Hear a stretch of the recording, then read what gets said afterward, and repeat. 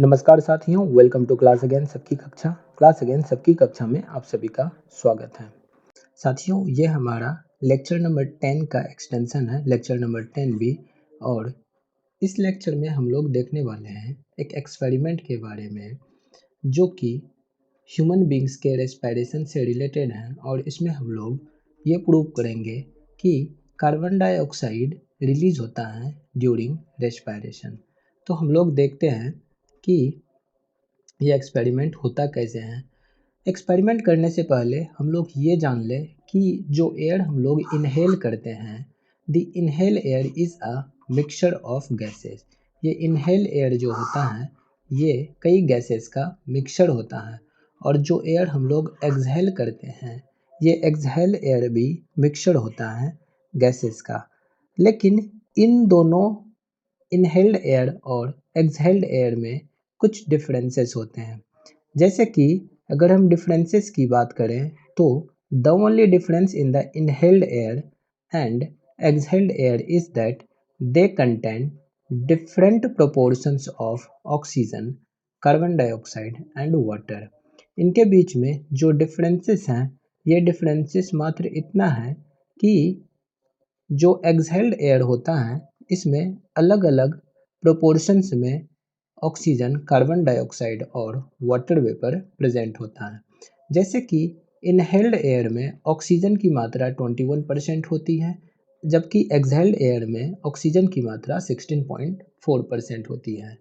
वहीं carbon dioxide की मात्रा 0.04% होती है इनहेल्ड एयर में। और जब ये एक्सहेल्ड एयर मतलब जब ये एयर बाहर निकलती हैं तो उस समय कार्बन डाइऑक्साइड की मात्रा 4.4% होती है, जो कि ये मात्रा इंक्रीज हो गई।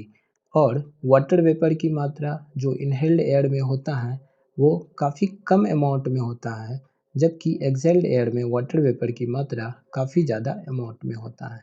तो इसके पीछे एक रीज़न है और ये रीज़न है रेस्पिरेशन।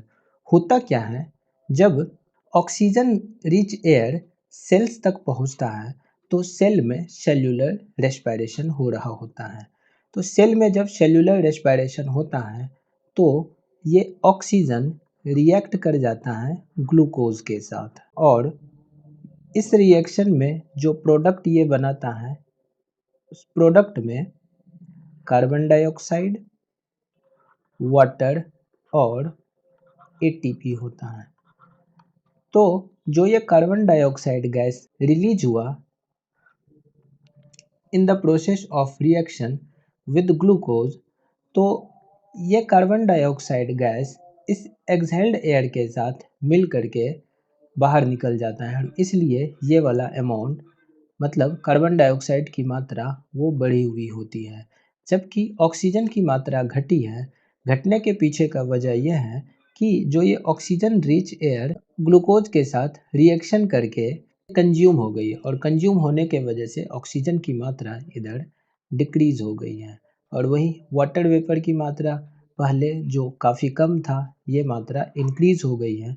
और इंक्रीज होने के पीछे का वजह है इस रिएक्शन में जो प्रोडक्ट आया हमारा, और इस प्रोडक्ट में हमारा वाटर भी प्रोड्यूस हुआ है।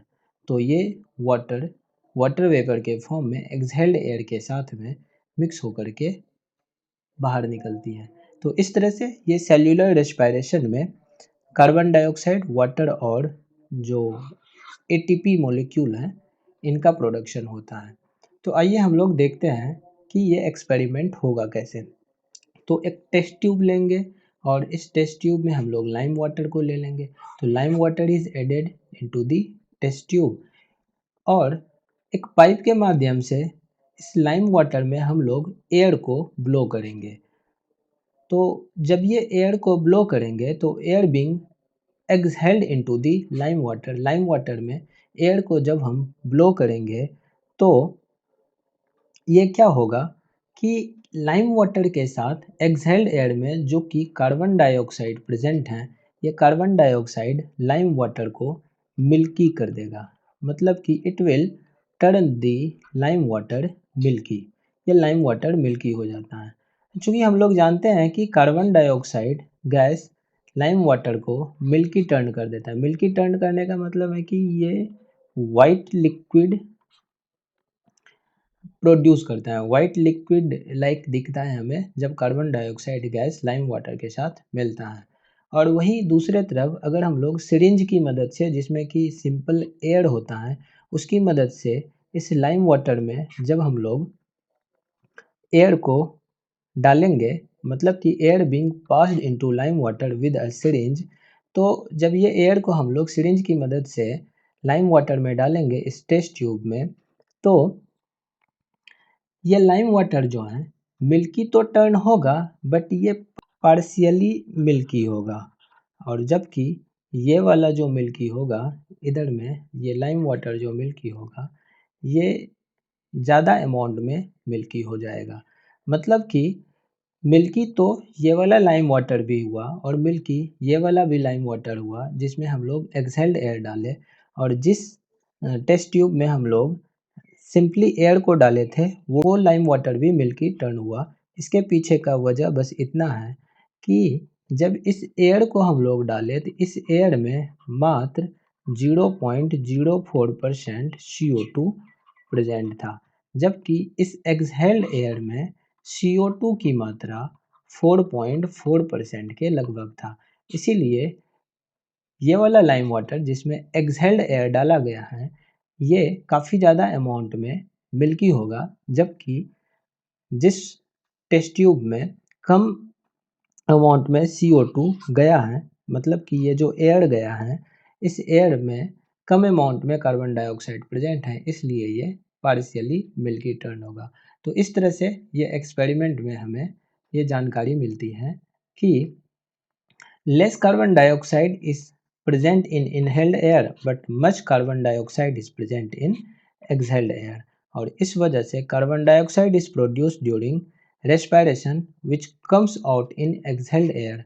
और इस तरह से ये एक्सपेरिमेंट शो करता है कि जो रेस्पिरेशन है उसमें carbon dioxide gas exhaled air के साथ बाहर आता है, जो कि डिफरेंट प्रोपोर्शंस में होता है। इनहेल्ड एयर में जो कि 0.04% था, वहीं एक्सहेल्ड एयर में 4.4% कार्बन डाइऑक्साइड की मात्रा हो गई इंक्रीज हो करके।